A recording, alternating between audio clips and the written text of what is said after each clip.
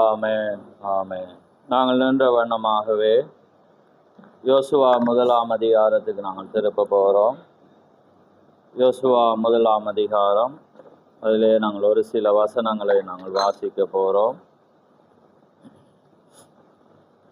அதிலே 3ஆம் வசனத்தையும் அதிலே 5லிருந்து அங்கே ஒரு சில வசனங்களை நான் வாசிக்கிறேன், நாங்கள் கேட்போம். நீங்கள் வீடுகளுக்கு சென்று நீங்கள் முழுவதுமாக நீங்கள் படிக்கலாம். நான் வாசிக்கிறேன். 3ஆம் வசனம், யோசுவா 1ஆம் அதிகாரம் 3ஆம் வசனம், 269வது பக்கம், பழைய ஏற்பாடு. நான் மோசேக்கு சொன்னபடி உங்கள் காலடி மிதிக்கும் எவ்விடத்தையும் உங்களுக்கு கொடுத்தேன். ஆமேன். இப்ப 5ஆம் வசனம், நீ உயிரோடு இருக்கும் நாளெல்லாம் ஒருவனும் உனக்கு முன்பாக எதிர்த்து நிற்பதில்லை. நான் மோசையோடு இருந்தது போல உன்னோடும் இருப்பேன். நான் உன்னை விட்டு விலகுவதும் இல்லை, உன்னை கைவிடுவதும் இல்லை என்றார். பலன் கொண்டு திடமனதாயிரு, இந்த ஜனத்தின் பிதாக்களுக்கு நான் கொடுப்பேன் என்று ஆணையிட்ட தேசத்தை நீ இவர்களுக்கு பங்கிடுவாய். ஆமேன். என் தாசனாகிய மோசே உனக்கு கற்பித்த நியாயப்பிரமாணத்தின்படி படியெல்லாம் செய்ய கவனமாயிருக்க மாத்திரம் மிகவும் பலங்கொண்டு திடமனதாயிரு. நீ போகும் இடமெல்லாம் புத்திமானாய் நடந்து கொள்ளும்படிக்கு அதை விட்டு வலதுபுறமும் இடதுபுறம் விலகாதிருப்பாயாக. இந்த நியாயப்பிரமாண புத்தகம் உன் வாயை விட்டு பிரியாதிருப்பதாக. இதில் எழுதியிருக்கிறபடியெல்லாம் நீ செய்ய கவனமாயிருக்கும்படி இரவும் பகலும் அதை தியானித்து கொண்டிருப்பாயாக. அப்பொழுது நீ உன் வழியை வாய்க்க பண்ணுவாய், அப்பொழுது புத்திமானாய் நடந்து கொள்ளுவாய். நான் உனக்கு கட்டளையிடவில்லையா? பலன் கொண்டு திடமனதாயிரு, திகையாதே, கலங்காதே. நீ போகும் இடமெல்லாம் உன் தேவனாகிய கர்த்தர் உன்னோடு இருக்கிறார் என்றார். ஆமென்.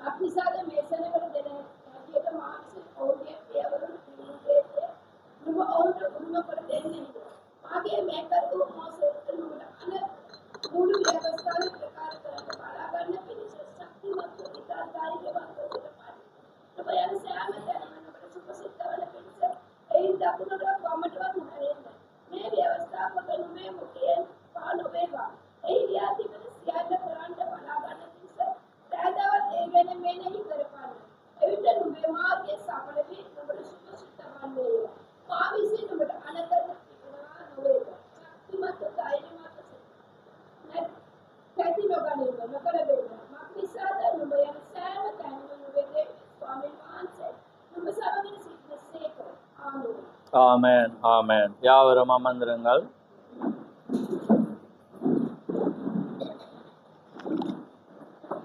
கர்த்தருடைய பரிசுத்த நாமம் மகிமைப்படுவதாக. ஆமென். இந்த அருமையான நாளிலே இந்த நாளின் செய்தியை நீங்கள் அறிந்திருப்பீர்கள். என்ன செய்தி? சொந்த தேசத்துக்கு நாங்கள் வருகிறது. ஆமென். அப்போ வந்திருக்கிறோமா இல்லையா? வந்து கொண்டிருக்கிறோமா? என்ன இல்லை ஆரம்பமா இல்லை அது என்னமே எகிப்தில் தானான்றதை நாங்கள் பார்த்து வர்றோம். நாங்கள் ஏற்கனவே பல காரியங்களை நாங்கள் பார்த்து வந்திருக்கிறோம். என்றாலும் இப்போ நாங்கள் பார்க்குற காரியம், அந்த தேவன் எப்பொழுதும் நேற்றும் என்றும் மாறாத தேவன். அவர் எப்பொழுதும் வந்து இஸ்ரவேலை ஒரு அடையாளமாக வைத்திருக்கிறார். அந்த அடையாளங்கள் யாவும் இப்பொழுது பிரஜாதிக்கும் நிறைவேறி வருகிறதை நாங்கள் பார்க்கிறோம். அவர் எப்படி யூதருக்கு செய்திருப்பாரானால் பிரஜாதிக்கும் அவர் செய்ய கடமைப்பட்ட தேவனாயிருக்கிறார். ஆமேன். அதனால் நாங்கள் அந்த காரியங்களை பார்க்கறதுக்கு முன்பாக, நான் கடந்த வாரத்தில் ஒரு சகோதரர்களுக்கு நான் வந்து ஒரு வாக்கு கொடுத்திருந்தேன். அந்த வாக்கை நான் அதை சீர்படுத்திட்டு நான் ஒரு 5 நிமிடத்துக்கு பிற்பாடு நான் செய்திக்கு கடந்து செல்ல விரும்புகிறேன். ஏனென்றால் எப்பொழுதும் பலிபிடங்களில் இருந்து வர்ற வார்த்தைகளை எப்பயுமே ஜனங்கள் உற்று நோக்கி கொண்டிருப்பார்கள். நீங்கள் மாத்திரமல்ல, பலர் கேட்கிறபடினால அந்த வார்த்தைகள் வந்து பலருக்கு வந்து இடரல்களையோ அல்லது கேள்விகளையோ உண்டாக்காமல் ஏன்னா கடந்து போக வேண்டும் என்பதற்காக இந்த வார்த்தைகளை நான் சொல்ல கடமைப்பட்டிருக்கிறேன், நான் வாக்கு கொடுத்தபடினால. ரைட். அதாவது கடந்த வாரத்தில் ஏற்பட்ட ஒரு பிரதிஷ்டையை குறித்து விமர்சனங்கள் என்பதை விட அது கேள்விகள் அங்கே உண்டாயிருந்தது. அப்போ அதனால் சில அருமையான சகோதரர்களும் அதை கேட்டிருந்தாங்க. சில பேர் விமர்சிக்கிறவர்களும் விமர்சித்திருந்தார்கள். அப்போ அருமையான நபர்களுக்காக நாங்கள் அதை பேச கடமைப்பட்டிருக்கிறோம். ஏனென்றால் ஒரு போதகன் வந்து தீர்க்கதரிசி சொல்லும்போது அவன் சபையாருக்கு மாத்திரமல்ல, அவன் முழு உலகத்துக்கும் ஒரு போதகனாயிருக்கிறான் என்று தேவனுடைய வார்த்தை சொல்லுகிறது. அது யாருக்கண்டா உண்மையாக விசுவாசிக்கிறவர்கள் வந்து ஆசாரியருடைய உதடுகளிலிருந்து அவர்கள் வேதத்தை தேடுவார்கள் என்ற வண்ணமாக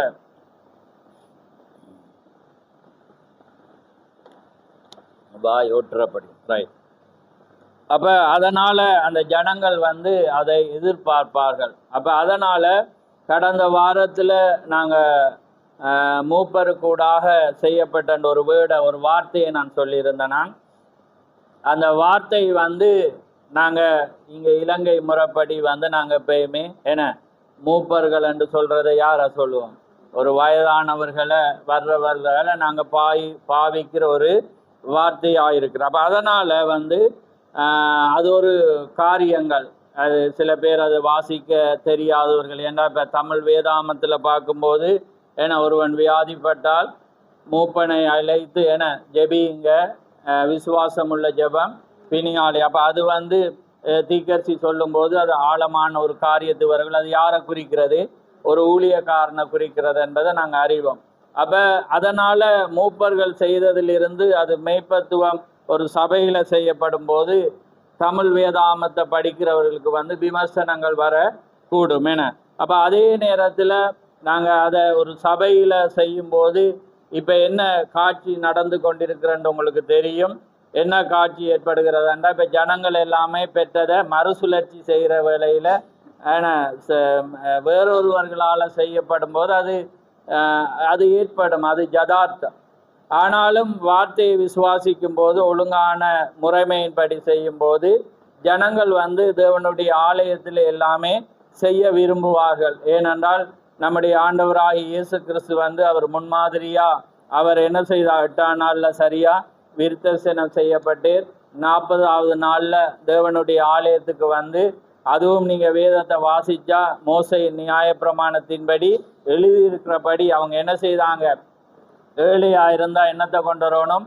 புறா குஞ்சுகளையும் எளிமையானதையும் கொண்டு வரணும். அப்படியாக அவர்கள் எளிமையாக இருந்தபடி நான் பாருங்கள், ஐஸ்வர்யத்தின் தேவன் எளிமையான ஒரு தேவன் எளிமையாக அவர் பிறந்தபடினால மரியாள் யோசப்புக்கு வந்து அதை கொடுக்க முடியாதபடினால அவங்க புறா குஞ்சுகளை கொண்டு வந்து அவங்க பலி செலுத்தினாங்க. எங்கே?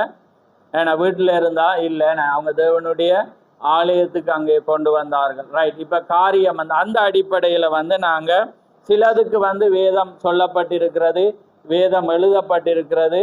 அப்படியாக சொல்லப்படும் போது அந்த பிரமாணத்தை விசுவாசிக்கிறவங்களுக்கு வந்து பரிசுத்த ஆவியை பெற்றவங்களுக்கு வேதமே போதகராயிருந்து என்ன செய்யும்? பரிசுத்த ஆவியை வழி நடத்த அந்த காரியத்தில் நாங்கள் செய்கிறோம். அதே நேரத்தில் நாங்கள் வீடுகளில் கூடுகிற சபையிலும் நான் பிரதிஷ்டை செய்திருக்கிறோம்.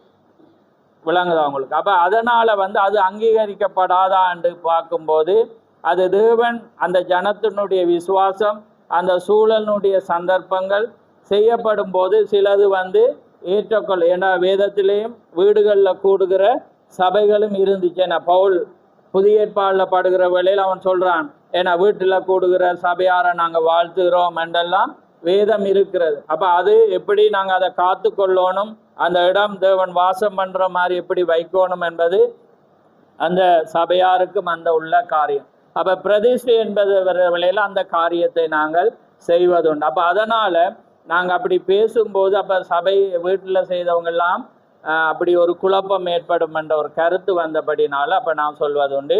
அதை நானும் செய்திருக்கிறேன் வீடுகளில்.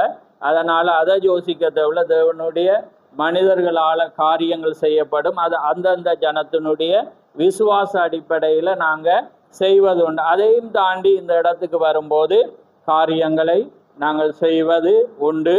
அது அவர்களுடைய அவர்கள் வராமல் என்னால் செய்யலுமா?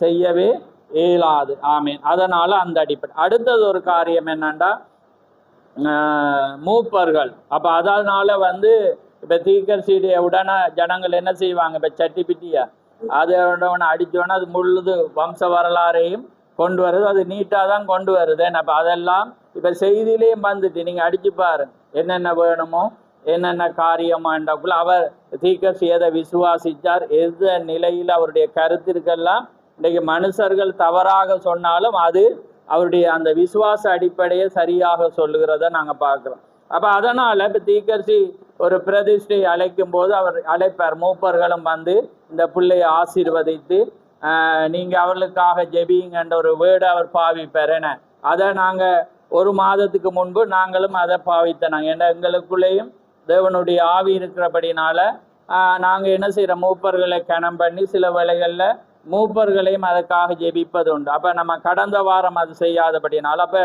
தீர்க்கதரிசி இப்படி மூப்பர்களை அழைக்கும் போது மூப்பரினாலே செய்யப்பட்ட காரியத்தை நாம் தடுக்கிறோம் என்ற ஒரு கருத்து வந்தது. நான் அந்த ஆடியோ அவருக்கு அனுப்பியிருந்தேன்னா அப்படி அல்ல, நாங்கள் அதை விசுவாசிக்கிறவர்கள்.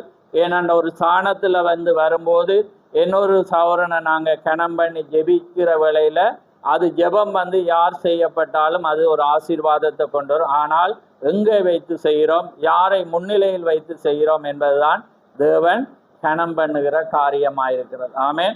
அப்போ அதனால் நாங்களும் தீர்க்கதரிசி சொல்றது போல நாங்கள் மூப்பர்கள் அழைத்து என சூழ சில சந்தர்ப்பங்களில் மூப்பர்களையும் நாங்கள் ஜெபிப்ப அனுமதிப்பது உண்டு. அதனால் ஒருவேளை நாங்கள் போதிக்கிற காரியங்கள் எங்களை அறியாவிட்டால் அது தவறான கோணங்களிலே வரும். அதனால் யாரை அவமதிப்பதோ காரியங்களோ அது அல்ல. தேவனுடைய வார்த்தையை விசுவாசிக்கிற ஜனங்கள் வருகிற வேளையிலே இந்த சபையானது எப்பொழுதும் அதை செய்ய கடமைப்பட்டிருக்கிறபடினால அதுக்கு நாங்கள் ஸ்லாக்கியம் பெற்றபடினால கர்த்தருடைய நாமம் மகிமைப்பட வேண்டும். ஆமென். ஏனென்றால் இப்பொழுது எங்களுடைய காரியங்களே என ஜனங்கள் இந்த காலத்தில் எப்படி ஜீவிக்கிறாங்க என்பதை நாங்கள் பார்க்கும்போது இந்த காலம் அப்படிப்பட்ட ஒரு காலம். ஏண்டா இது லவோதிக்கா சபையின் காலம், அனலும் இல்லாமல் குளிரும் இல்லாமல் இருக்கிற காலமாக இருக்கிறபடினால இன்றைக்கு ஜனங்கள் வார்த்தையை கேட்டால் அந்த வார்த்தையானது எங்களை நித்தியத்துக்கு கொண்டு போகும் என்று இன்றைக்கு ஜனங்கள் சபை கூடுதல் இல்லாதவர்கள் என யூடியூப்பில் இணைகிறார்கள். அது இணைகிறது நல்லது. ஆனால் அவர்கள் ஒன்றை தேடி அதிலே என அடிக்கடி இணைவது சந்தோஷமான காரியம். அதே நேரம் இப்படியான ஒரு காரியங்களை போகும்போது அந்த பிள்ளைகள் அந்த குடும்பங்கள் ஆவிக்குரிய நிலையில் இப்படி இருக்கிறாங்க என்பதை அவங்களுக்கு தெரியாது. ஆனால் ஒரு சபையில் ஆராதிக்கிற ஜனங்கள் பார்க்கும்போது அவங்களோட ஆக்டிவிட்டி, அதாவது எப்படி சொல்கிற அவங்களோட நடவடிக்கைகள், நடைமுறைகள், செயற்பாடுகளை பார்க்கும்போது அது ஒரு வேதனைக்குரியது. ஏன்னா சபையில் ஜனங்களை தேவன் ஆராதித்து துதித்து பாடி ஏன்னா தங்களுடைய பிரசன்னத்துக்குள்ளே இருக்கிறவர்களும் வீடுகளில் இருக்கிறவங்கள நீங்கள் இந்த சபையில் ஒன்று கூடுகிற வேளையில் நான் நோட் பண்ணுவது பார்த்தா அவங்க இப்படி இருப்பாங்க இப்படி இருப்பாங்க அங்கால திரும்புவாங்க இங்கால திரும்புவாங்க. ஏனண்டா அது வீட்டில் அவங்க பழகையில். அதே நேரம் கதைக்கக்கூடாது, சத்தம் போடக்கூடாதுன்ற ஒரு ஆவியின் எழுச்சி தெரியாதவங்க.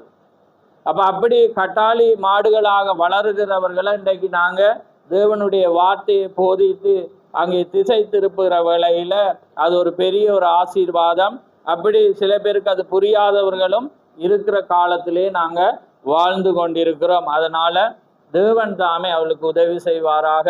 இந்த செய்தியானது சத்தியமாக இருக்கிறது. ஆமென்.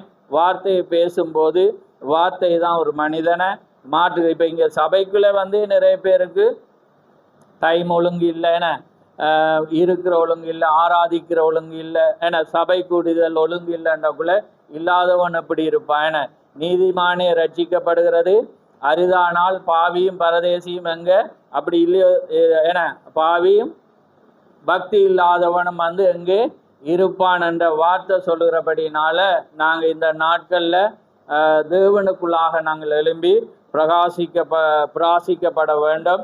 அதனால் கர்த்தர் தாமே உங்களை ஆசீர்வதிப்பாராக. அதனால் ஒவ்வொரு மனிதனுடைய விசுவாசத்தின் அடிப்படையில் நாங்கள் செய்வதுண்டு. அது தேவனுடைய பிரமாணம் அழகாக எழுதப்பட்டிருக்கிறது. அதை தாண்டி நாங்கள் ஒரு வியாக்கியானத்துக்கு போகாமல் ஜனம் இல்லாமல் ஒரு காரியம் எதையுமே செய்ய முடியாது. அதனால தான் தீர்க்கதரிசி சொல்கிறேன், ஜனத்துக்காக தான் யாராம் ஊழியக்காரன் என்று அவர் சொல்கிறார். ஜனம் இல்லாட்டி ஊழியன் இருக்கலார். அப்படிப்பட்ட விசுவாசிக்கிற ஜனங்கள் இருக்கிற வேளையில் அந்த காரியங்கள் வந்து அது செய்யப்படும் போது அது உலகத்துக்கு ஆச்சரியமும், அது திரும்ப செய்யப்படும் போது எப்பயுமே பிசாசு வந்து அது எனக்குள்ளேயும் மற்றவர்களுக்குள்ளேயும் ஒரு தாழ்வு மனப்பான்மை அவன் ஐம்புலங்களில் அவன் வைத்து ஒரு மனிதனாக இருக்கப்படினால அதை நாங்கள் சகிக்க வேண்டிய ஒரு நிலையில் நாங்கள் இருக்க வேண்டும். ஆமென். ஏனென்றால் அது ஜனங்களுடைய விசுவாசம். அதனால் நாங்கள் அதில் தேவன் ஆவியை பெறும்போது எங்களுக்கு ஒரு தாழ்மையையும் ஏற்றுக்கொள்ளுகிற மனப்பான்மையும் தேவன் கொடுக்கிற தேவன். அதனால் கர்த்தர் தாமே உங்களை ஆசீர்வதிப்பாராக. ஒரு சின்ன பல்லவியை படுங்க ஜனங்கள். ஏண்டா தெளிவுபடுத்தல் வரக்குள்ள ஜனங்கள் யோசிப்பாங்க, ஏன்னா இது குறையாகவோ அல்லது இன்னொரு அப்படி அல்ல. நீங்கள் வேதத்தை வாசித்தா இது எல்லாமே சிந்திக்க மாட்டீங்க. ஆமென். அப்போ அதனால் ஒரு பல்லவியை நாங்கள் பாடி ஒரு சந்தோஷமாக தேவனுடைய ஒரு அழகான செய்திக்கு நாங்கள் போகிறோம். நீங்கள் உதவி செய்தால் தான் என்னால் பேச இயலும். ஏன்னா இது எடுத்த பொருள், இது ஒரு வருடம் 2 வருடம் போதிச்சுட்டே இருக்கிற ஒரு செய்தி. ஆனால் எப்படி நான் ஒரு 40 நிமிஷத்துக்குள்ளே முடிக்க போகிறேன் என்பது தெரியாது. ஆனால் தேவன் உங்களுக்கு போதகராக இருந்து அவர் வழி நடத்த ஒரு நல்ல உற்சாகமான ஒரு பல்லவியை பாடுவோம். எழும்புங்க.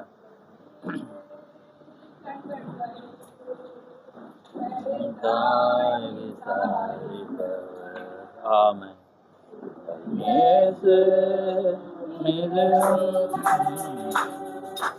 பாரத்தை வைத்து விடுங்கள்.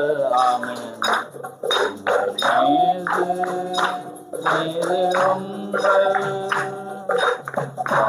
பாரத்தை வைத்து விடுங்கள். ஆமென். மண்ணிலே உயர்த்துவோம், இயேசுவை உயர்த்துவோம். ஆமென். ஆர்ப்பரித்து மண்ணிலே உயர்த்துவோம், இயேசுவை உயர்த்துவோம். தோற்கடித்து சாத்தானை கீழ்ப்படுத்தி வீழ்த்துவோம், சாத்தானை வீழ்த்திடுவோம். ஆமென்.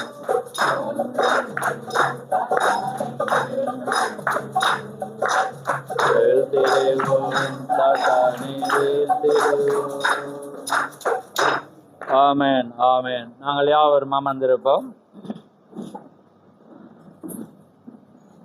கர்த்தருடைய பரிசுத்த நாமம் மகிமைப்படுவதாக. ஆமென். நாங்கள் தொடர்ச்சியாக இந்த காரியங்களை இஸ்ரவேலும் சபையும் என்ற ஒரு தலையங்கத்திலே அதுக்குள்ளாக இருக்கிற உள்ளடக்கத்தை நாங்கள் பார்த்து வருகிறோம். முதலாவது எகிப்திலே இஸ்ரவேலர். ஆமென். அப்போ உங்களுக்கு தெரியும், எகிப்து குழப்பமான ஒன்றில் இருந்து, விக்கிராராதனை ஒன்றில் இருந்து நீங்கள் ஞானஸ்தானத்தின் மூலம் வெளியே வந்திருப்பீங்க. ஏண்டா செங்கடல் அவங்க இஸ்ரவேல சபை என்ற அர்த்தம் என்ன? வெளியே அழைக்கப்பட்டவர்கள், பிரித்தெடுக்கப்பட்டவர்கள். அப்போ எகிப்திலிருந்து நீங்கள் என்ன செஞ்சீங்க? வெளியே பிரித்தெடுக்கப்பட்டவர்களாக வந்தீங்க. 2வது வருகிற வேளையில் சிவந்த சமுத்திரத்தின் முன்னால இஸ்ரவேலர். அப்போ சிவந்த சமுத்திரம் என்னத்துக்கு அடையாளம்? அவங்க தண்ணி கூடாக கடந்தபடினால சங்கீதக்காரனும் அதை ஒரு ஞானஸ்தானத்துக்கு ஒப்பிடுகிறத நாங்கள் பார்க்குறோம் பழைய ஏற்பாடு. அப்போ அந்த ஞானஸ்தானம் இப்போ நீங்கள் பிரித்தெடுக்கப்பட்டு வெளியே அழைக்கப்பட்ட பிற்பாடு நீங்கள் என்ன செய்கிறீங்க? ஞானஸ்தானம், உண்மையான கர்த்தராகிய இயேசு கிறிஸ்துவின் நாமத்தினால நீங்க ஞானஸ்தானம் பண்ணப்படுகிறீங்க. ஞானஸ்தானம் பண்ண பிற்பாடு நீங்க எங்க வர்றீங்க? ஏன்னா வெளியே வந்து தொடர்ச்சியாக நீங்க வருகிற வேளையில எங்க வாரீங்க? வெண்கல சர்ப்பத்துக்கு முன்னால இஸ்ரவேலர் என்ற காரியத்துல வந்து தவறு செய்கிறீங்க. ஏன்னா நீங்க முறுமுறுக்கிறீங்க. எல்லா காரியத்தையும் நீங்க செய்யற வேளையில என்ன நடக்கிறது? எங்களுக்காக ஒரு பலி இருக்கிறது. அங்கே இயேசு கிறிஸ்து எங்களுக்காக மரித்தார். ஆமேன். அதனால நீங்க தவறு விட்டாலும் ஏற்கனவே பாவத்துக்கான கிரயம் அடிக்கப்பட்டாயிற்று என்று நீங்க விசுவாசிக்கிற வேளையில அந்த விசுவாசம் உங்களை நீதிமானாக குற்றமற்றவர்களாக உங்களை என்ன செய்யறது? மாற்றுகிறத நாங்க பார்க்கிறோம். அதனாலதான் நாங்க ராப்போஜனத்தை அடிக்கடி எடுக்க விரும்புகிறோம். தொடர்ச்சியாக கூட நாங்க எடுக்க விரும்புகிறோம். நீங்க செய்தி படிக்கிறவங்களுக்கு தெரியும். அவர் கேட்குற இந்த வாரம் எடுத்து அடுத்த வாரம் இருக்கா, அதுக்கு அடுத்த வாரம் இருக்கான்னு தீக்கரிசி ஆர்வத்தோடு கேட்கிறத பார்க்குறேன். ஏனென்றா நாங்கள் எங்களோட தவறுகளை உணர்ந்து எடுக்கும் போது அது எங்களை முன்னோக்கி கொண்டு போகும். அப்போ அதனால நோக்கி பார்க்குறவங்க பிழைக்கலாம். நீங்க நோக்கி பார்க்க, ஏன்னா இன்னைக்கு நோக்கி பார்க்கத்தக்கதாக சிலுவை இருக்கிறது, இயேசு கிறிஸ்து இருக்கிறது. அப்ப அது ஒரு அடையாளம். ஆனா அந்த இஸ்ரவேல் ஜனங்கள் எகிப்தில இருந்து வெளியே வந்தாலும் தவறு இல்லாம வந்துட்டு இருந்தாங்களா? முழு தவறும் அங்கே என்ன செய்தது? இருந்தது. தவறுட இருந்தாங்க, பாவியாக இருந்தாங்க, எல்லாமே இருந்தது. அங்கே என்ன செய்யப்பட்டது? மோசே இருந்தான். இந்த இஸ்ரவேல் ஜனங்கள் மோவாபிய தேச வழியா வர்ற வேளையில பாலாக்க கொண்டு சபிக்க வலிக்கிட்டாங்க. பாவம் இருந்தது, பின்பாகம் அவருடைய வாழ்க்கையில தவறு இருந்தது. ஆனாலும் அவங்க எதை நோக்கி போய் கொண்டிருந்தாங்க? ஏன்னா எங்க காணாத ஒரு தேசத்தை எது நோக்கி கொண்டு போனாங்க? அவங்களுக்கு அக்கினி ஸ்தம்பம் இருந்தது, மேக ஸ்தம்பம் இருந்தது, மோசே இருந்தான், தீர்க்கதரிசி இருந்தான். அவங்க நடந்தபடினால பிழையாம் பார்க்கிற வழியில் அவங்களோட வாழ்க்கையில எல்லாமே தவறு இருந்தது, குறை இருந்தது, எல்லாமே இருந்தது. ஜனங்கள் என்ன செய்தாங்க? சுட்டி காட்டினாங்க, பாருங்க இது இப்படி இருக்குது, இப்படி இருக்கிறது, இவங்க இப்படி செய்யறாங்க, காரியங்கள் இருக்கிறது. இதெல்லாமே இதில் எழுதப்பட்டிருக்கா? சபையும் இஸ்ரவேலும் சபையும் என்ற காரியத்துல தீக்கர் சொல்லுகிறார். அப்ப அதனால அது எல்லாமே எழுதப்பட்டு இருந்துச்சு. ஆனா தீக்கர் சொல்றேன், அது அழைப்புன்றேன். என்ன சொல்றார்? அழைப்பு. தேவன் அவரை அழைத்தபடினால அவர் பாதுகாக்க வல்ல. அப்ப அதே போல எனக்கும் உங்களுக்கும் ஒரு அழைப்பு இருந்தா நாங்க தவறு விட்டு இருக்கலாம், பிழை செய்திருக்கலாம். நாங்க எங்களோட குறிக்கோள், எங்களோட விஷனை நோக்கி நாங்க போற வேளையில அதுக்காக தான் அவர் மரித்த தேவன். ஆனா பிசாசு எப்பயுமே எங்களோட தவறுகளை காட்டுவான். இதை இவங்க செய்யலாமா, இதை செய்யலாமா, இப்படி இருக்கலாமா, இப்படி இருக்கிறாங்க, இதனால ஜனங்கள் தவறி போறாங்க, பிழையா போறாங்க, எல்லாமே சொல்லலாம். ஆனா அந்த அழைப்பு, அந்த மனிதனுடைய நோக்கம் எப்படி இருக்கிறது என்பதை நான் அந்த பிழையாமை போல இருக்கிற ஜனங்கள் என்ன செய்வாங்க? காண தவறுவாங்க. அதனாலதான் என்னாலையும் உங்களாலையும் எங்களை ரட்சித்து கொள்ள முடியாது. தேவன் ஒருவரே எங்களை ரட்சிக்க வல்லவராயிருக்கிறார். அப்ப அதனால இது எல்லாமே என்ன செய்யும்? இந்த சபையில இருந்துச்சு. அப்படியானா அங்க இல்லாம இருக்குமா? இருக்கும், நிச்சயமா இருக்கு. ஆனா உங்களோட விஷன், உங்களோட நோக்கம், உங்களோட குறிக்கோள் எது என்பதுதான் காரியமா இருக்கிறது. அப்ப தீர்க்கதரிசி இந்த புத்தகத்திலே ஒன்றை சொல்றேன். ஒரு பெண் ஸ்ரீயானவள் வாராலாம் அவர்கிட்ட ஜெபிக்கிறதுக்கு. அவர் சொல்றார் 50 முறை அபிஷேகிக்கத்தக்கதாக அவளுடைய அபிஷேகம் இருந்துச்சான். எப்படி? ஒரு சாதாரணமா ஜெபிக்கிற வேளையிலேயே ஒரு ஸ்திரீயோ ஒரு ஆணோ வல்லமையா ஜெபிக்கிற வேளையில எங்களுக்கு எங்களோட கையே ஆட்டோமேட்டிக்கா வரும். அவங்களோட கையில வைக்க என்னன்னா அந்த அபிஷேகத்தோட இருக்கக்குள்ள அவங்கள அவர் சொல்ற 50 முறை அப்படி என்ன யோசிக்கிற அவர் ஒரு கருத்துக்காக சொல்றேன்.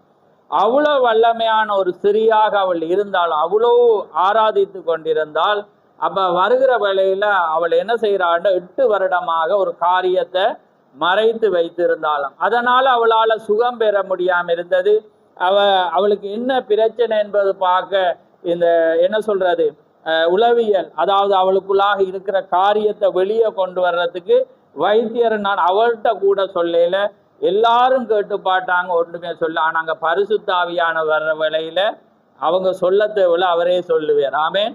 அப்ப அவர் ஊடுருவி அந்த தவறு அவர் விரும்பல. ஏன்னாண்டா சபையில சொல்லும் போது ஏன்னா அது பாதிக்கப்பட அவர் சொல்றே இப்படி என்றக்குள்ள அவளை என்ன செஞ்சிட்டா? உடனே கீழே விழுந்து அழுது புரண்டு மயக்கமே அடைஞ்சிட்டா. அப்ப அதுக்கு பிற்பாடு தீக்க சொல்றேன், நீ அதை போய் அறிக்கை செய்யி, தேவன் உன்னை குணமாக்குவார். உடனே போய் அவள் தன்னுடைய கணவனிடத்தில் அறிக்கை செய்யும் போது அவள் உடனே குணமாகினது தீக்க சொல்றேன். இது நான் தீக்க அதுக்கப்புறம் ஒரு வேர்டை சொல்றேன். இது ஒரு வேளை அநேகர் இதை அறிந்திருப்பீங்க என்றாலும் இது சொல்ல முடியாத ஒரு காரியம்தான். என்றாலும் தேவன் செய்யும் போது அது மற்றவருக்கு என பக்தி விருத்தி உண்டாகத்தக்கதாக எல்லாமே பேசப்படுகிற அதான் இன்றைக்கு பரிசுத்த ஆவியின் காலமாய் இருக்கிற. அப்ப பாருங்க, இதுதான் இன்றைக்கு இருக்கிற காரியம். அப்ப இந்த காலத்துல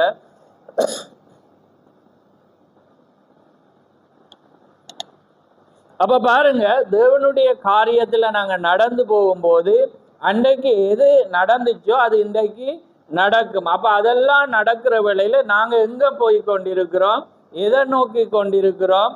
பரிசுத்த ஆவியார் வருகிற வேளையில் அவர் பாவத்தை குறித்தும் நீதியை குறித்தும் நியாய தீர்ப்பை குறித்தும் அவர் என்ன செய்வாராம்? கண்டித்து உணர்த்துவார். அப்ப பரிசுத்த ஆவியானது வருகிற வேளையில் அது என்ன செய்யும்? அப்பப்ப அது தண்டிச்சு அதை செய்துதான் அதை கடந்து போகும். அப்ப அது எல்லாமே அந்த யாத்திரையில இருந்துச்சு. ஆனா இந்த யாத்திரையிலும் அது இருக்கும்போது ஜனங்களால என்ன செய்யலாம் இருக்கிறது? ஒரு தவறு, ஒரு மனிதனுடைய தவறு சொல்லும் போது அந்த மனிதர்கள் என்ன செய்யறாங்க? ஏற்றுக்கொள்ளலாம் இருக்கிறாங்க. ஆனா அவங்க முன்னேறணும்டா அந்த தவறுல இருந்து அவங்க என்ன செய்யணும்? கடந்து போகணும். ஏனென்றா அந்த தவறோடு தேவனை ஆராதிக்க இயலாது. தவறாக இருந்தாலும் நீங்க இரக்கத்துக்கு பாராட்டுற வேளையில் அது எல்லாமே மறதியின் கடல்ல அது மன்னிக்கப்படும். நீங்க ரத்தாம்பரம் போல ஒரு சொல்ல முடியாத ஒரு தவறு பாவமா எதுவா இருந்தாலும் நீங்க முன்னோக்கி போற வேளையில் அது எல்லாமே காரியம். ஆனா பிழையாமை போல இருக்கிற ஜனங்கள் அதை பார்த்துட்டே இருப்பாங்க. ஏன்னா அந்த தவறு அவங்க மத்தியில அது இருக்கு. ஆனா அந்த ஜனம் என்ன செய்வாங்க? முன்னோக்கி போகிறதையும் அவர்கள் தேவனை கனம் பண்ணி போறதையும் அவங்க என்ன செய்வாங்க? காண தவறதை பார்ப்போம். ஏண்டா தேவனுடைய காரியத்துல எல்லாமே அது இருக்கிறதா இருக்கிறது. ஏனண்டா தேவனுக்குள்ளாக வர்ற வழியில் எங்களுடைய இயல்புகள் குணாதிசயங்கள் எல்லாமே என்ன செய்யப்படும்? மாற்றப்படணும்.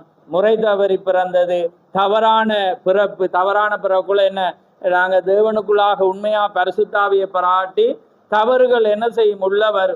அப்ப அதே போலதான் தீர்க்கதரிசியுடைய இந்த யாத்திரையில அவ வருகிற வேளையில என்ன வர்ற ஒரு இஸ்ரவேலனுக்கும் எகிப்தியனுக்கும் பிறந்த ஏன்னா ஒரு ஆண் வாரான். ஒரு எகிப்தியன் வாடுற வேளையில அவன் என்ன செய்யறான்? குளப்படி செய்யற வேளையில அவன் ஆராய்ஞ்சு பார்த்தா என்ன நடந்துச்சு? இஸ்ரவேலர் அடிமையா இருந்த வேளையில இஸ்ரவேல் ஸ்திரீயோட ஒரு எகிப்தியன் தவறான முறையில உறவு கொள்றான். உறவு கொண்டதுனாலே அந்த இஸ்ரவேல் ஸ்திரீக்கு ஒரு யார் பிறக்கிற? இஸ்ரவேலன் அல்ல, எகிப்தியன் பிறக்கிறான். அப்ப பிறக்கிற வேளையில அதை புருஷன்காரன் போய் என்ன செய்யறான்? அந்த எகிப்தியனோட கேட்கிற வேளையில ரெண்டு பேருக்குள்ள என்ன நடக்கிறது? சண்டை வர்ற வேளையில இங்க மோசே வந்து என்ன செய்யறான்? அவரை கொல்றத நாங்க பாக்குறோம். அதுக்கு பிற்பாடு திரும்ப ரெண்டு இஸ்ரவேலர் வந்து சண்டை பிடிக்கிற வேளையில அவங்க சொல்ல, நீ அண்டைக்கு கொண்டது போல இதையும் கொள்ளலாமாண்டக்குள்ள என்ன நடக்கிறது? மோசே ஓடி போறத பாக்குறான். அப்படியே காலங்கடந்து திரும்ப வர்ற வேளையில இங்க வனாந்திரத்துல வர்ற வேளையில அங்க ஒரு சண்டை வர்றது. அந்த சண்டையை பிடிச்சவன் யாருன்னு பார்த்தா அன்றைக்கு எகிப்துல அதே தவற செய்து பிறந்த அதே பிள்ளையுடைய குணம் இங்கேயும் இருந்தது. அப்ப உடனே மோசேட்ட கொண்டு வர்ற வேளையில அவங்க என்ன செய்தாங்க? தேவண்ட நாமத்தை தூசிச்சவன் ஜனங்கள் அவன் மீது கைய வச்சு கல்லறிஞ்சு கொல்லப்படணும்ன்றக்குள்ள அவனை அங்கேயே கொள்றாங்க. ஏனண்டா நீங்க கவனிக்க வேண்டிய ஒரே ஒரு காரியம் என்னண்டா, அவங்க இஸ்ரவேலர் ஒரு ஆராதனை முறைக்கு வரணுமெண்டா, சபை கூடுதலுக்கு வரணுமெண்டா ஒரு தகப்பனுடைய பேர் இல்லாம ஒரு கோத்திரம் கிடைக்காது. அப்ப இவனுக்கு எந்த கோத்திரம் கிடைக்கும்? ஏன்னா இவன் அப்பா யாரு? ஸ்ரீ வந்து யாரா இருக்கலாம்? இஸ்ரவேல இருக்கலாம், யூத பெண்ணா இருக்கலாம். ஆனா அப்பாட பேர்ல அங்க கோத்திரம் இல்லை. ஏன்னா 12 கோத்திரத்துக்கும் 12 கோத்திரத்துல பிறந்தவன் தான் உள்ள வரலாம். கவனிங்க, வடிவ ஆழமான ஒன்று. அப்ப அதனாலதான் உங்களுக்கு ஒரு முறை பிதா குமாரன்ல வாரவனுக்கு கோத்திரம் கிடைக்காது. ஏன்னா இயேசு கிறிஸ்து நாமத்தினாலதான் என்ன இருக்கிறது? அங்க கோத்திரம் இருக்குது. அங்க என்ன ஒரு 1000 வருஷ அரசாட்சியில ஒரு தேசம் இருக்கும். ஆனா முறை தவறி வாரவனுக்கு இல்லை. அப்ப பாருங்க, பங்கிடுறதுக்கு முன்னாகவே இவன் கொல்லப்படுறான். புரியுது? அதெல்லாம் வேதத்தை ஒழுங்குல வாசிச்சா சந்தோஷமா இருக்கு. அப்ப அதனாலதான் பாருங்க, இது எல்லாமே தேவன் வந்து வனாந்தரம் வந்து எப்படி இருக்கும், வெட்ட வழியா இருக்கு. ஏன்னா தேவன் எப்பயுமே ஜனங்களை வெளியரங்கமா வச்சுதான் கொண்டு வர விரும்புவேன். ஏன்னா வெட்ட வழியில வந்து எல்லாமே வெளியரங்கமா இருக்கு. அதே போலதான் உங்களோட வாழ்க்கையை வந்து பரிசுத்த ஆவியானவர் வந்து வெட்ட வழி ஆக்குவேன். ஏனென்றா அதுலதான் நீங்க நடக்கணும். விளங்குது? அந்த வெளிச்ச மேக இரவுல அக்கினி சமமும், பகல்ல மேக சமமும் அக்கினி சமம் நடக்குது. ஏனாண்டா அது ரெண்டையும் வெட்ட வழி ஆக்கி கொண்டு போகுது. ஏனாண்டா அவங்க என்னென்ன காரியத்தை உடையவங்க, என்ன தவற உடையவங்க எல்லாமே வனாந்திரத்திலே முடிக்கிறார் அவர். ஏண்டா கானானுக்குள்ள போகணுமெண்டா இதெல்லாமே அங்க இருக்கலாம். புரியுதா அவங்களுக்கு? அதனாலதான் நாங்க போன வாரம் வாசிச்சோம் என்னண்டா, ஏன் 40 வருஷமே தேவன் அலைய விட்டேரண்டா, அவங்களுடைய இருதயத்துல இருக்கிறதை அவங்களே அறியும்படியா தேவன் என்ன செய்தாரா, 40 வருஷமா சுற்றி போக பண்ணினார். ஆமேன். அப்ப அதே போலதான் இந்த நாட்கள்ல தேவன் என்ன செய்யறாருன்னா உங்களை சுற்றி திரிய பண்ணுகிறார். இது எல்லாமே இருக்கும். ஆனா இன்றைக்கும் அதே ஜனங்கள், புற சொல்லுகிற ஜனங்கள், புல கண்டுபிடிக்கிற ஜனங்கள் எல்லாமே இருப்பாங்க. ஆனா நாங்க அதுவும் அல்லாம நாங்க நோக்கி பார்க்க வேண்டியது இயேசு கிறிஸ்துவ மாத்திரமே. ஆமேன். நீங்க உங்களோட கடமைகளை செய்து கொண்டு தேவனுடைய பிரமாணங்களை செய்து கொண்டு கடந்து போனாதான் நீங்க அங்க போகலாம். அப்ப இப்ப நாங்க இப்ப பாயிண்ட்டுக்கு வர போறோம். இப்ப சபையானது எதா இருக்கிறதா, நியாய தீர்ப்பின் ஆசனம். பழைய ஏற்பாடுல காதேஸ் பர்னேயா. அதை தான் நாங்க 1 பேதுரு 4:17 தொடர்ச்சியா வாசிக்கிற வேளையில நாங்க பார்த்தனாங்க, தேவனுடைய நியாய தீர்ப்பு தேவனுடைய வீட்டுல துவங்குற காலமாயிருக்கிறது. நீதிமானை ரட்சிக்கிறதுக்கு அரிதானால் பாவியும் பக்தி இல்லாதவனும் அங்கே இருப்பான். அப்ப பாருங்க, இந்த இடத்துல அதுக்கு பிற்பாடு தொடர்ச்சியா இருக்கு. சுவிசேஷத்துக்கு கீழ்ப்படியாதவர்களின் நிலை எப்படியா இருக்கு. அப்ப பாருங்க, தேவன் என்ன செய்யறாருன்னா இந்த ஸ்தலத்தில் இருந்து தேவன் ஜனத்தோட பேசுற. இப்ப யோசுவால வாசிக்க சொல்ற, நீ அவன் சொல்ற எல்லாவற்றிலும் நீ என்ன செய்ய, கவனமாயிருந்து அது வலதுபுறமும் இடதுபுறமும் சாயாதவண்ணா அதே கவனிச்சு கொண்டிரு, அதே நோக்கி கொண்டு. ஏனண்டா மோசே எதை செய்தானோ அதை எல்லாமே அதே போலதான் இன்னைக்கு சபையானது. இன்னைக்கு தேவன் ஒரு தீர்க்கதரிசியை அனுப்பியிருக்கிறார். உங்களுக்கு தெரியும் யோசுவான்ற அர்த்தம் என்ன, யெகோவா ரட்சகர். அது இயேசு கிறிஸ்து என்ற ஒரு நாமத்துக்குள்ளாக அடங்கப்படுற உண்டு.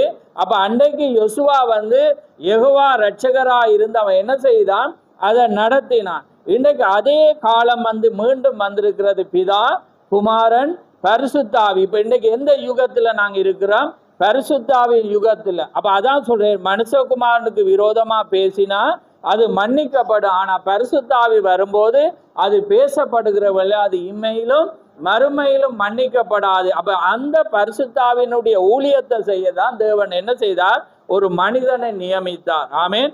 அந்த மனிதனை நியமிக்கிறபடினாலதான் இயேசு கிறிஸ்துடைய முடியாது என்பதை விட அந்த காலத்தில் அது தகுதி உள்ளதா இருந்தது. அந்த காலத்துக்கு அல்லாம அடுத்த காலத்துக்கு தேவையானதை அவர் முடிக்கிறதுக்காக தான் தேவன் என்ன செய்ய ஒரு தீர்க்கதரிசியை கொண்டு வந்தார். அதனாலதான் சிறு வயதில் இருந்து புகையாதே, குடியாதே, பெண்களுக்கு பின்னால சுற்றாதே என்று பரிசுத்த ஆவியானவர் இந்த பொடியை, அந்த சரீரத்தை பரிசுத்தமாவே என்ன செய்து கொண்டு வந்து, மற்ற எல்லா தீர்க்கதரிசியிலும் என்ன செஞ்சாங்க, எல்லாமே குடிச்சாங்க, சில பேர் விழுந்தாங்க, பெண்கள்ல விழுந்தாங்க, எல்லாமே செய்தாங்க, அவங்களுக்கு ஒரு பங்கா இருந்தது. ஆனா முழுவதும் பினிஷிங் வந்து யாருக்கு வந்ததுண்டா, இவருக்குள்ள அந்த பரிசுத்தாவிக்கு வருதபடினாலதான் இந்த மெசேஜ் ஆனது. நாங்க மனவாட்டியாக இருப்பாளா இருந்தால் அவருடைய ஒவ்வொரு எழுத்துக்கு பின்னால இருக்கிற ஒவ்வொன்றையும் அவள் செய்ய வலிக்கிடுவார். அது அமெரிக்காவுக்கு, அது அவங்களுக்கு, அது இவங்களுக்கு, அது மனவாட்டி சொல்ல மாட்டான். அவளால ஏழுமா அது அவள் விசுவாசிப்பாள். ஆமேன்.